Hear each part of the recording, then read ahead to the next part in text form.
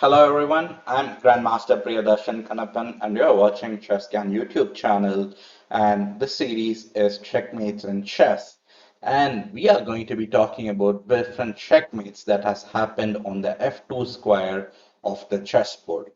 Before we look into the checkmates that happen on f2 square, if you haven't watched the previous episode, I would suggest you to watch it because at the end of the episode, I had asked a question on like how to solve a certain puzzle, and I'm going to be revealing the solution to that puzzle here. So the previous episode was checkmating on the g2 square, and this was the puzzle that we see on the board that had given us a kind of like a practice puzzle for you to solve and try to get the correct answer. So here, let's see the solution for the puzzle on how to checkmate on the g2 square. So this position is white to play, and white played rook h7 check, the most forcing move, and the king has only one move, that is king g8, because king h7 would not be possible because there's a bishop supporting the rook. So king g8 is the only move possible, and here white played rook g1 check, bringing his other rook into the attack. And now the king can't really escape to any of these squares because all of them are controlled. So black postpones the checkmate by one more move by blocking with bishop g2. And here white just simply captures the bishop, rook takes g2, and it's a checkmate. So this is the solution to the previous episode's puzzle. So let's now move on to this current episode where we are looking at different examples where there will be a checkmate on the f2 square. So the position that we have on the board is black to play. And if you do look, this king on h1 is a bit shaky, mainly because there are two pieces that are kind of aiming at the king. You see there's like some sort of a pin effect on it, and the king looks very dangerous, and dangerous in the sense it looks very weak and looks like black should be able to exploit it. And black plays a very powerful move here. So I would suggest you to pause the video and think and try to find the forcing solution here. And once you've found the solution and you're confident about it, you can continue watching this video. So let me reveal the solution here. So as I said, it's black to play. Black plays the most direct and forcing move, that is queen takes h3 with a check. And white cannot capture this queen, even though he would really like to, because if he captures the queen, the white king on h1 is under attack. So here we see is an absolute pin that has happened with queen takes h3 check. So white has only one way to block this check, and that is dropping back with his bishop to h2. And here black comes and uses his next piece into the attack, and that is to play knight g4. In case in this position, if you had thought that bishop g2 would be the right move, this is also perfectly fine to play, as it also leads to a forced win, because after bishop takes g2 check, rook takes g2, rook e1 check, another forcing move, and after rook g1, black delivers a checkmate with queen f3. So this would have also been a checkmate. In the game, black decided to choose a different way to checkmate, and as you would know, we have to somehow figure out a way to checkmate on the f2 square because that's the topic of this video, right? So I believe that hint kind of gives you the idea what black most likely did, and that move was knight g4. After knight g4, the idea is very simple. Black is threatening to checkmate on f2 with this knight. So look at the aggressive black pieces. Black has three aggressive pieces aiming at the white king. So white is like, I really want to bring my queen back. My queen could defend a lot of these threats. So white goes queen g3. And now looks like things are okay now. White has kind of stabilized, but white misses a big trick that black had here, and that starts with queen takes h2 check, and after queen takes h2, it is not capturing the queen on h2, but instead black goes knight f2, and here it is a checkmate because this king can't go anywhere, and the king is trapped by his own pieces on h2 and rook on g1. So in this position after knight f2, it's a checkmate. And here the play with the black pieces is a very famous grandmaster. It's Ali Reza Firozshah, and this was played in a blitz game. So now let's move on to the next example that I have for you.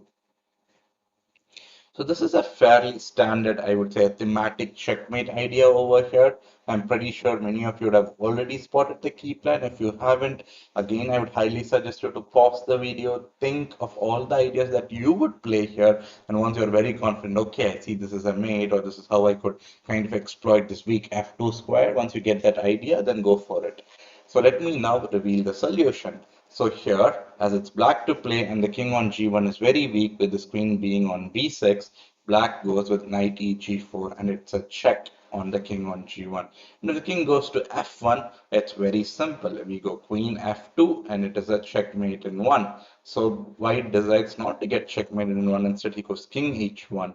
And here black plays knight f2 check, forcing the white king to come back to g1. And here black goes knight h3 check, and now it's a double check because it's not just the queen but also the king checking, the knight checking the white king. So here white goes king h1 because again king f1 would run into the same problem of checkmate in 1 with queen f2 checkmate. So king h1, and here I think the idea is now very, very obvious. If you've been learning chess for some time, you would have already kind of learned this idea in different games, and that is going queen g1. It's a queen sacrifice, but the idea of it mainly being that taking away the g1 escape square for the white king, because now white has to play rook takes g1, and now there's no escape square for the white king. So black delivers the checkmate with knight to f2. I hope you really enjoyed this position. So now let's move on to the next example that I have for you. So this position is definitely far more trickier, and it's actually white to play. So let me flip the board, and if you could look at the board, this pawn on b7 is coming down over here. So the pawn is kind of, like how many squares? It's close to 6 squares away from promoting to a queen. And one important thing to note is that two knights on its own, with the like two knights and a king with no opponent pawn, just the opponent king can't really checkmate. So it's very important that you kind of at least hold your opponent from not sacrificing his last pawn and keeping that one pawn on the board so that you can gain some valuable tempos and try to checkmate if you have two knights in game. Two knights against a pawn or just two knights is like one of the difficult end games to play, because it's very rare to get such kind of end game, and to remember all the precise ideas is not so easy.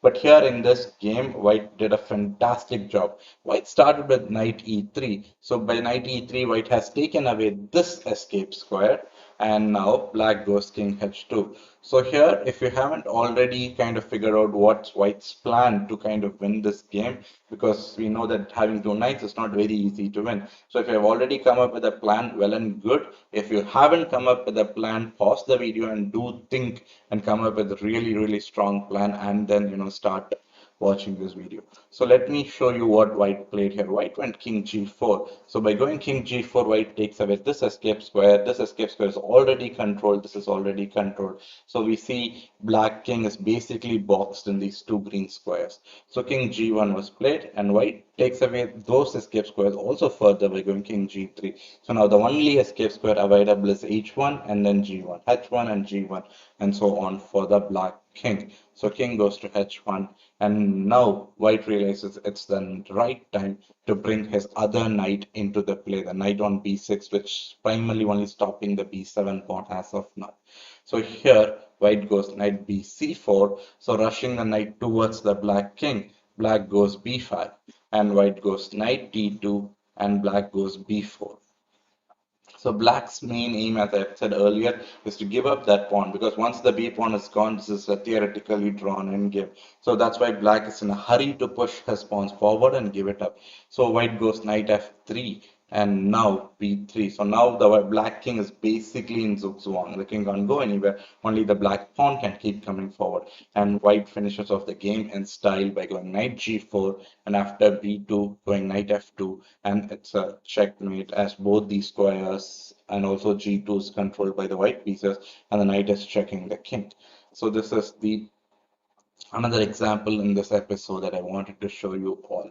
So now let's move on to the final position that we have on this particular episode. And as like the previous two videos, I am going to give you this as a homework so that you can solve. Let me first flip the board. It's black to play. The theme is very similar to what we have seen so far. It is delivering a checkmate on the F2 square of the chessboard. And as it's black to play, and if you do find the solution, please put it on the comment section or in the comment box, and we will check and we'll let you know like if you've solved it right or wrong. And also please do subscribe to the channel and press on the bell icon so you get immediate notification on the different things that we do in the academy channel. Signing off as Grandmaster Priyadharshan Kannappan. I will see you all in a different video very soon. Bye bye everyone. Bye.